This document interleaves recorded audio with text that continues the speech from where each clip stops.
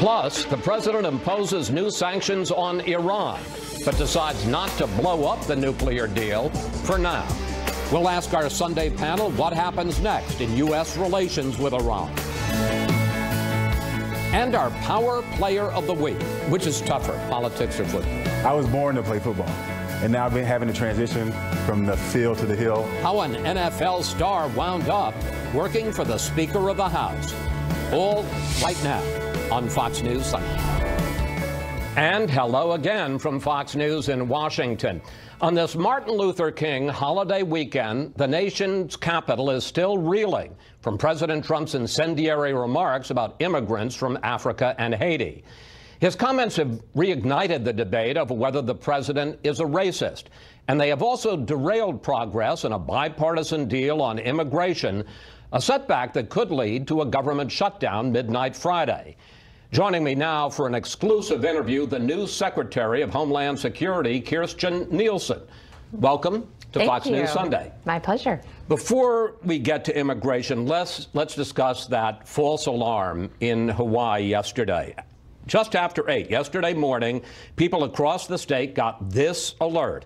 Ballistic missile threat inbound to Hawaii. Seek immediate shelter. This is not a drill. People were understandably terrified for 38 minutes before they got the all clear. Now, it turns out it was a state official who hit the wrong button. But as the head of federal DHS, what have you learned about the state of emergency preparedness in that state and across the country? You know, I think this is a very important topic, and I just want to encourage everyone, first and foremost, not to draw the wrong conclusion. So I would hate for anybody not to abide by alert and warnings coming from government systems. They can trust government systems. We test them every day. This was a very unfortunate mistake, but these alerts are vital. Seconds and minutes can save lives. So first, I would encourage everyone not to draw the wrong conclusion. Secondly, from a DHS perspective, we're working with state and locals to ensure not only that the messaging is clear, but what to do next is clear as well, how we can best support them and work with them. As you know, they're on the first lines and they're the first responders. Unfortunate situation, but we're all working together to make sure it doesn't happen again. But, you know, this raises questions not only about emergency alerts, and as you say, generally we can trust them. It also raises questions about civil defense. You know, I remember as a kid in the 50s, we'd all get in our public school, we'd get under the desk and prepare for the nuclear attack. When looking back on it, it's laughable. We don't have bomb shelters today. We do not have that kind of civil defense. God forbid, if this were a real attack, if the North Koreans or somebody else had fired a missile over the horizon at an American city, what should folks on the ground do? It's a good question, and of course it depends on where you are and what the particular type of threat is. So in this case, citizens who are in states that could be affected should look at any guidance and advice that comes out from the government. FEMA has a whole variety of measures and preparedness and things they can do. Sometimes it's shelter in place. Sometimes, as you saw in Hawaii, if you were in a car, they asked you to get out of the car and lay flat on the ground. So it just depends. But the government has provided a tremendous amount of information, and we should all seek it out and make sure we know what we need to do as citizens. Is it true that the Trump administration has not conducted a full-scale exercise to plan for this kind of an event? If so, how soon are you going to order a full-scale exercise among all the principals in the government? So when we look at response, we all act under something called the National Response Framework. We test that very frequently. We use different scenarios. We did have what's called a deputies committee, so that's the deputy secretaries of the department, exercise in December specific to this threat, and we had already planned to have a principal cabinet level exercise, if you will, early next month. So we'll continue on that. But the National Exercise Program is very robust, as well as it should be. We need to both provide after action after a real event, and then of course prepare for events that unfortunately might befall us. Let's turn to that meeting that the president held with a half-dozen members of Congress on Thursday. They were discussing immigration from Africa, and according to Democratic Senator Dick Durbin, the president said this. That's when he used these vile and vulgar comments, calling the nations they come from holes. The exact word used by the president, not just once, but repeatedly. Secretary, you were in that meeting in the Oval Office. Did the president say that? I don't recall him saying that exact phrase. I think he has been clear, and I would certainly say undoubtedly the president will continue to use strong language when it comes to this issue, because he feels very passionate about it. I think what was frustrating about that meeting for all of us in the meeting was that although the deal presented in theory an approach to the 4 pillars upon which we had agreed, did not address the core security issues that we need to do our job. And more importantly, there's nothing in there that would prevent us from getting here again. So we're not interested in half measures. We don't want additional temporary populations here. It's unfair to them, it's unfair to the American citizen, and it certainly raises security risks. I don't understand. I'm going to just press back on you once on this subject. It seems to me you were in the meeting when these comments were made. I can understand you either saying they were said or they were not said. It is pretty shocking language, and to say I don't recall seems implausible. If the President of the United States used the word blank hole, talking about countries in the Oval Office, or didn't say it, I would know. I understand the question. It was an impassioned conversation. I don't recall that specific phrase being used. That's all I can say about that. There are several things about the President's comments, alleged comments, and there are both Republicans and Democrats who confirm that he said it, that disturb people. One is the President seems to be writing off people who come from black countries while he's saying we should take people coming from one of the whitest countries on earth, Norway. Here was a comment from an official at the UN Commission on Human Rights. I'm sorry, but there's no other word one can use but racist. You cannot dismiss entire countries and continents as holes, whose entire populations, who are not white, are therefore not welcome. Isn't that the definition of racism, to say we don't want people from these black countries, but we do want people from a very white country? I think what the president is saying is he'd like to move to merit-based, which is based on an individual. So what individuals can come here, can contribute to our society, help our economy, assimilate in communities, and help America be better.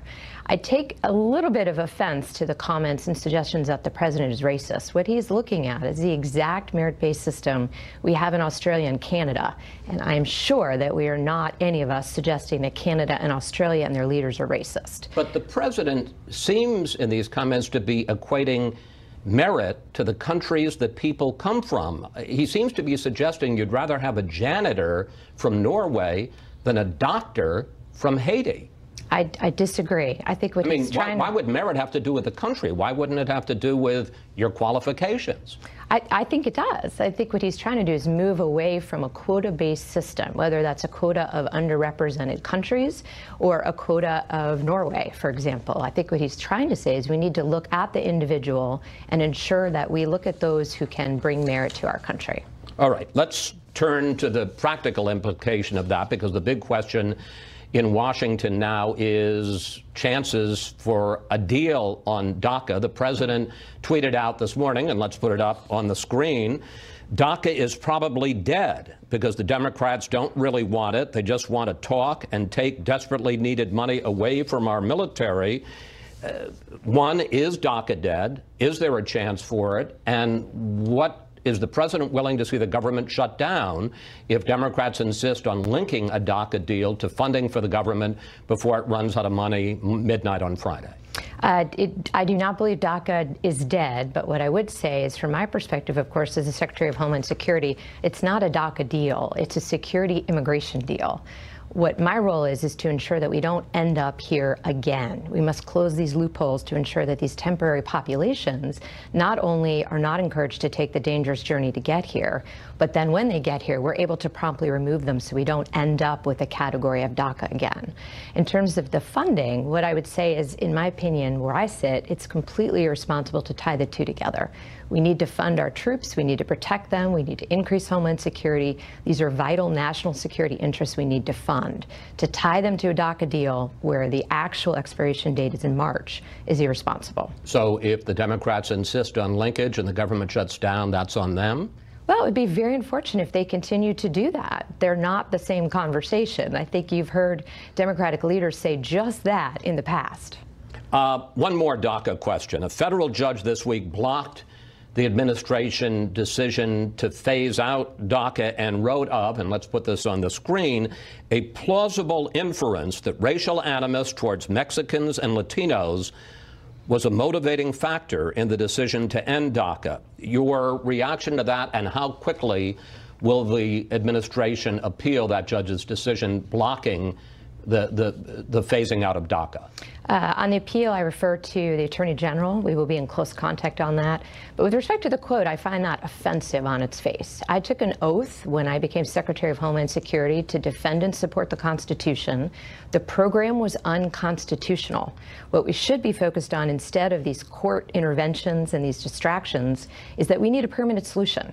We have said that. I have said that. The president has said that. We want to find a permanent solution to the DACA population, not a continual 3-year renewal period. All right. In the short period of time we have left, I want to ask you about some of the issues that are facing your department. Border apprehensions are down 40% in 2017, which some administration officials have called the Trump effect. But in December, there was a significant increase as the Border Patrol caught more than 40,000 people attempting illegal crossings. Why has it gone back up? It's a great question, and I appreciate you asking, because I think it's very important for the viewers to understand this. The problem is that we have so many loopholes within our legal system based on a panoply of court decisions, confusion with respect to the laws and how we can enforce them, that if you are in South or Central America, those who would wish to smuggle you are able to tell you, if you get to America, you can stay. So more and more are willing to undertake the journey because there is no way for me to promptly remove them. So we talk about the wall. The wall is a very, very important part of this. It works, but it only gets us partway there, because if I can stop them at the border but I can't remove them, that's not border security, and they will continue to come. So what some people are saying is the reason that it's gone back up is because, for all the tough talk from the president, people in Central America, smugglers and people wanting to come across it, finally decided the system really hasn't changed. The system is worse. Every time a court makes a patchwork decision based on one individual, we continue to exacerbate the systemic failure of the system. My folks cannot remove those that they apprehend, whether they're a criminal in some cases or whether they're a multiple repeat illegal entry.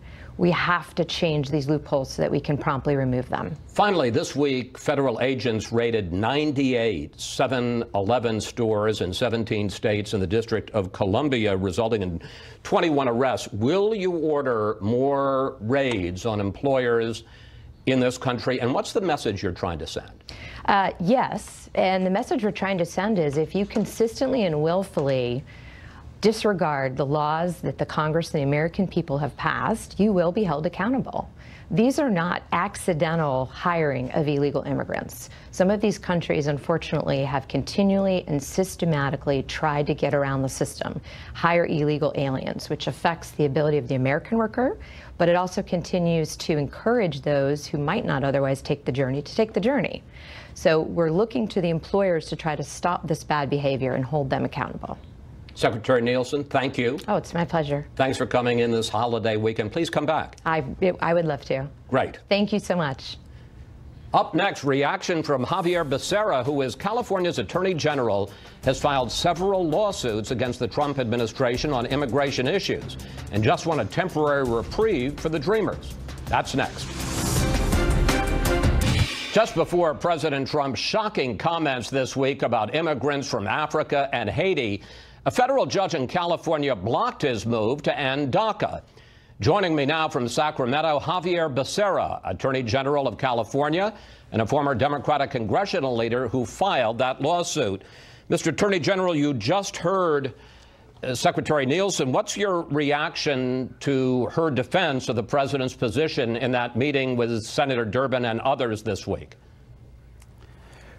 Chris, I don't know if it's defensible, and it's disturbing to see so many people with such short-term memory losses and the inability to recall a conversation, important conversation, that has taken place just a few days ago. Can you imagine what happens when you have a conversation about nuclear war or what we do about natural disasters, and you have a room of people who can't remember what was said just a few days ago? That's dangerous. Do you think President Trump is a racist? In every respect, what he is showing us is that he is a racist. Let me put it to you this way. Mental instability, mendacity, now bigotry, having any one of those in the White House is dangerous. Having the combination, that's lethal. What about the argument? Get beyond the words, and I understand the words are hard to get beyond, but this question of merit-based immigration, what about the argument that too many of our immigration programs, family unification, or as it's also called, chain migration, visa lotteries, do more to help people from other countries than they do to attract and to bring in people to this country who can best help us? I can only speak to you, Chris, from the perspective of a son of two of those immigrants. And I can simply tell you that with a man who had a chance to go to the 6th grade, a mother who didn't get past 18 years of age when she finally got here, both of them never having had a chance to step on a college campus. They did a great job of getting 4 kids a college education or military service. And a man who couldn't walk into restaurants when he was young because of the signs that said no dogs or Mexicans allowed, well, because of his children, had a chance to walk into the White House to meet the President of the United States. Not this one, but the President of the United States. So in every respect, my dad, a proverbial ditch digger, built this country, and now the results are that his grandkids are going to some of the finest colleges and universities, and they're not going on any taxpayer's dime because their parents can afford to have them go. My mom was a whiz when it came to finances, and because of them, today they live in retirement better than they ever lived when they were both working. Those are 2 examples of immigrants who came to this country with little and gave so much. Let's talk about the situation here in Washington right now, because Democrats are threatening to shut down the government, to refuse to vote for another funding bill when the government runs out of money at midnight Friday if they don't get a deal on DACA. This seems to directly contradict something that Senate Democratic leader Chuck Schumer said a few years ago when the Republicans were threatening President Obama. Take a look. We believe strongly in immigration reform. We could say we're shutting down the government. We're not going to raise the debt ceiling until you pass immigration reform. It would be governmental chaos. Mr. Attorney General, if it was wrong for Republicans to threaten a Democratic president and to threaten to hold the government hostage, why is it all right for Democrats to do exactly the same thing?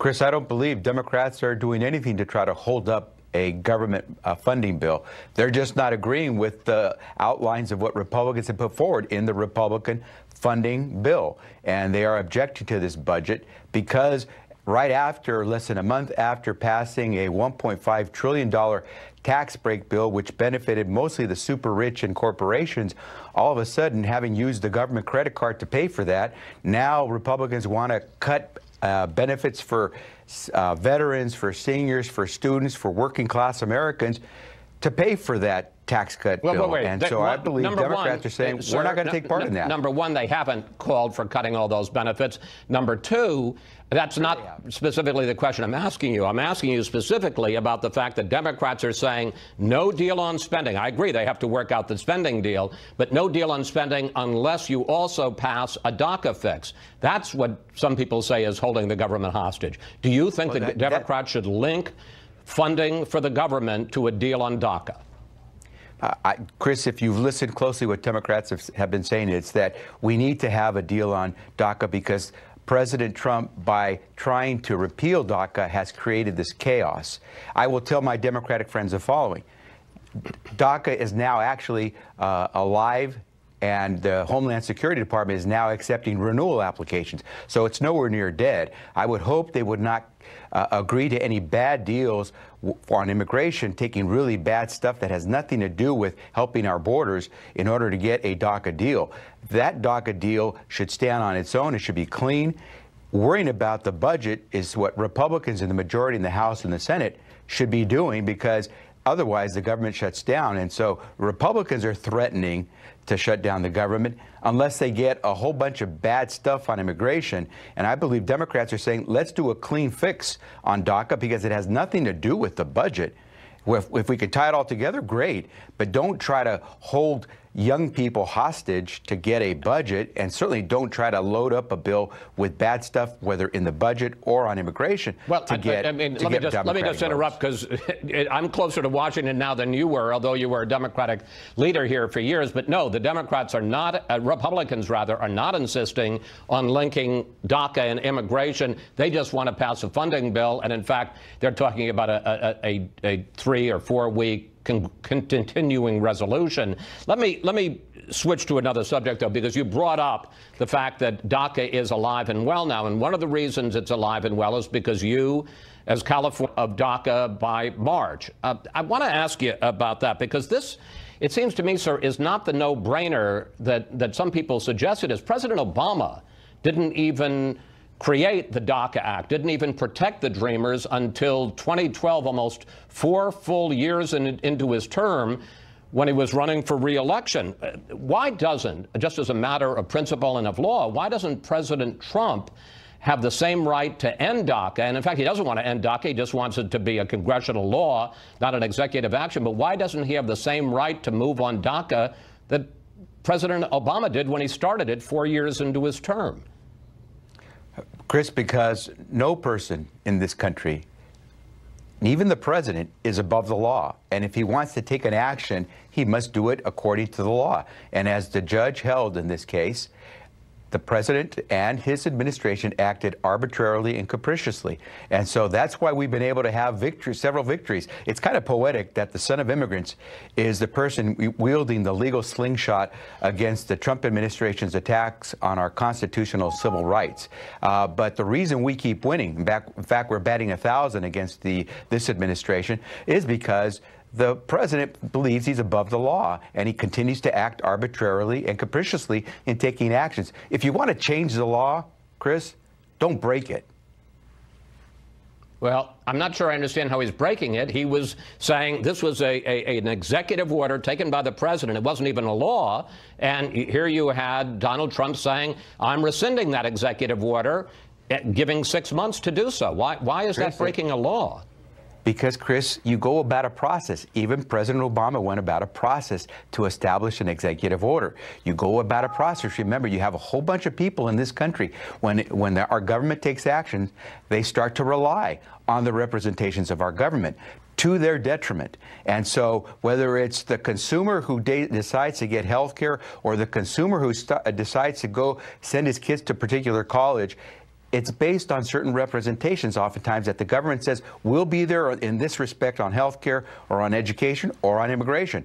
And if you're going to try to unwind that, you got to do it through the right process. And clearly the president has continued to be arbitrary and capricious in the way he's tried to undo things. And that's why, as I said before, we haven't lost a case yet against Donald Trump, a guy who should know how to operate in the courts since he's been sued or sued himself thousands of times. All right. I got one final question. I got less than a minute left. You have condemned the president's decision to remove temporary protected status from Salvadorans, and there are 50,000 of them living in California who have been here since the earthquakes in El Salvador way back in 2001.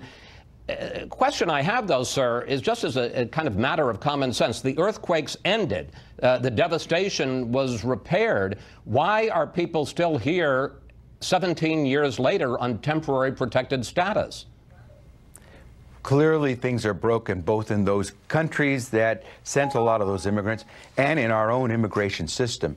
And over the course of some 2 decades, those individuals who were the victims of that broken system on both sides. But it wasn't a broken political system, sir. It was earthquakes. They came in because of a natural disaster. Why should they stay here? There are a lot of broken countries. That doesn't mean we take them all in. Why should we take them in over an earthquake that happened 17 years ago? Continue to have them here. We don't. And Chris, we don't. What we do is we tell the country, get back on your feet. We're not going to try to make things more difficult for you to get back on your feet. 2 decades have gone by. those individuals in this country have now established businesses. They have gone to schools here. They have families here. And to all of a sudden just jerk the rug from underneath them, I don't think it's the American way. And I do believe Congress should try to resolve this, because it is a program that was not meant to be permanent. But Congress can take action, as it has in the past, to address that. And I think it would be only correct and right to do so, because these are people who have made major investments in this country to make it better. Attorney General Becerra, thank you. Thanks for your time. It's always good to talk with you, whether here in Washington or in California. Thanks, Chris. Up next, we'll bring in our Sunday group to discuss where Congress is in talks about immigration and spending, with the clock ticking down to a government signing it. I mean, I will be signing it. I'm not going to say, oh, gee, I want this or I want that. President Trump on Tuesday predicting smooth sailing for a DACA deal at that televised meeting with 24 members of Congress. Of course, all that fell apart later this week in an explosive meeting in the Oval Office. And it's time now for our Sunday group. Former Press Secretary to Vice President Pence, Mark Lotter. Columnist for The Hill, Juan Williams. Adrian Elrod, former Director of Strategic Communications for Hillary Clinton's campaign.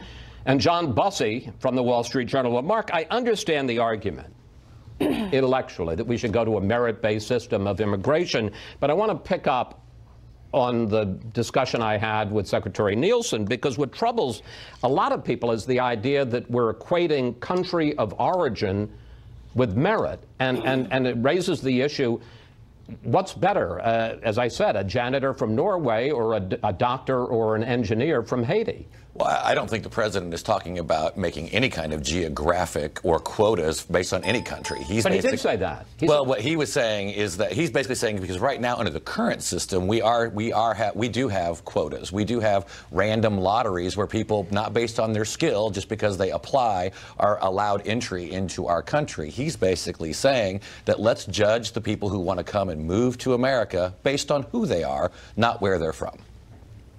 Juan? I mean, forgive me, it doesn't seem to me that's what the president said. I don't think that's not what the reporting indicates. And let me just put up first, before I'll get to you in a second, what House Speaker Paul Ryan said reacting to the president's comments. My family, like a whole lot of people, came from Ireland on what they called coffin ships then. Came here and worked the railroads. The Irish were really looked down upon back in those days. I hear all these stories from my relatives about Irish need not apply. And that, I guess, is the point. Throughout our history, people come to this country because the situation in their countries is bad, and it's often the best and the brightest who take the initiative to take that step to sail across the Atlantic Ocean or fly across the Atlantic Ocean from a much worse situation. Correct, and I think that that's why, you know, on the Statue of Liberty, we have emblazoned that phrase, that American idea, that we will take your people who are burdened, oppressed, you know, people who've been left behind and judged to be inferior, and we make them. And I think this is what Lindsey Graham was saying to the president in the Oval Office, come to America and adapt the idea of this as a place of opportunity and political freedom and stability. And that's the American idea. It's not based on where you come from, certainly not the Irish that you just heard Paul Ryan talk about, not for Italians, not for Jews, not for Catholics. At one point in our history, all those groups have come up against this kind of bigotry. So I think for Paul Ryan to say this is unhelpful, how about, you know, say clearly that this is racist and un-American? I just want you to respond before I bring everybody else in, Mark. Well, again, I think what we're talking about here is in the future. I mean, we have a great history of immigration, and no one debates that, and no one debates the countless contributions that have been made by immigrants, and now second, third, multiple generations of immigrants to our country. But as we are moving forward, as we face challenges in terms of homeland security, and as we are trying to get more people jobs in America, putting the American workers above the needs of other people who may not be coming in here with the skills to be able to compete. There was a study that said over half of immigrant-led families are receiving some sort of welfare. 3/4 of those families with children are receiving some sort of welfare. Can we not look at who we are bringing in? And that's what the president is saying, not necessarily where you're from. But he didn't say that. He did say exactly where they're from. He didn't say, you know, we need to bring in doctors and engineers. We don't need to bring in ditch diggers. The context of what that conversation was about. In this immigration... I mean, it was what the language he used, sir. Well, I understand, but when you look at the way that the context of that conversation, it was supposedly in a broad immigration discussion, and it was also talking about TPS. Well, he's talking where about we're talking about some system. of those. And in the lottery system, what he clearly said was, why do we need people from these S-hole countries? Because right now they're underrepresented. And the reason the lottery exists is to make sure that there's more adequate representation of people who have not been coming. All right, and he spoke not about the countries when saying that, but about the people who would be included in the lottery. That's why it's so personal to people like me. Let me bring in Adrian. This is a good moment. You're a Democratic or strategist. This is a good moment for Democrats, good political moment for Democrats, but should they actually take the final step they're threatening to take, which is to link DACA and a deal on DACA to funding the government and risk a government shutdown? Is that smart politics? Yes, absolutely it is. And here's why, Chris. Number one, Democrats have absolutely no control in the House or the Senate or the White House. Republicans have full control right now. This is the only bargaining chip that Democrats have. We are tired of seeing these DACA recipients not have a fix.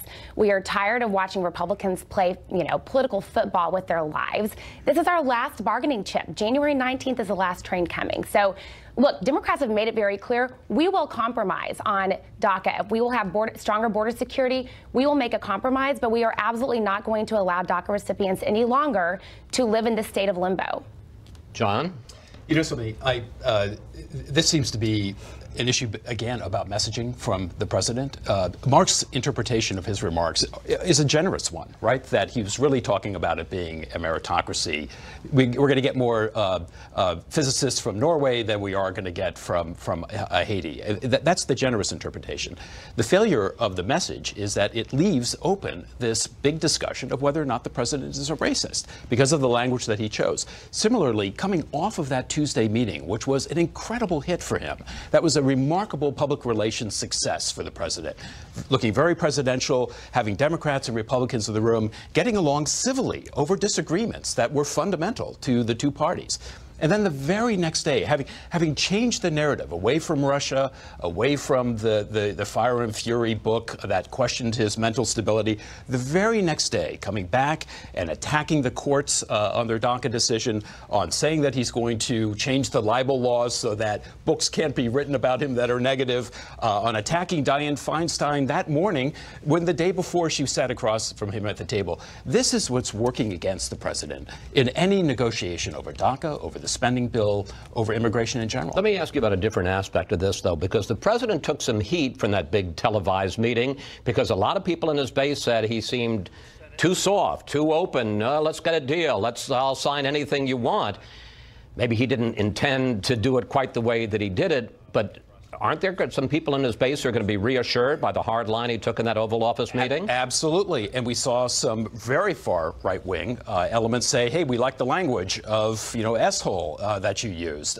But is that in his interest right now? He's looking at 2018, some very dicey elections, campaigns coming up. It's in his interest to have a win on DACA, on the spending bill. It's in the interest of the Democrats, similarly. They are fairly close, honestly, to reaching some kind of agreement. Democrats have agreed to spend something on a version of a wall, whatever it might be, that gives the president a fig leaf, some face, while also getting DACA advanced.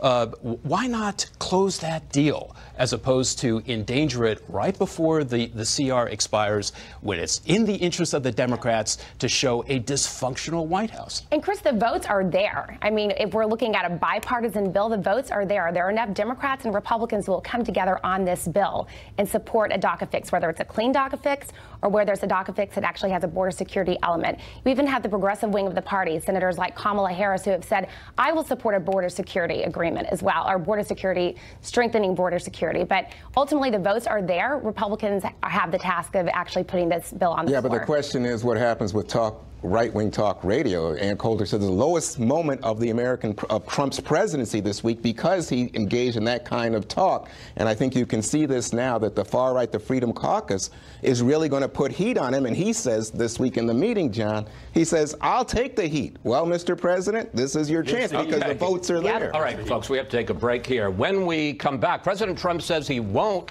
reimpose sanctions on Iran and the nuclear deal, but he gives Congress and European allies a deadline of 120 days to fix the agreement. Plus, what would you like to ask the panel about the deal? Should the U.S. stick with it or rip it up? Just go to Facebook or Twitter at Fox News Sunday, and we may use your question on the air.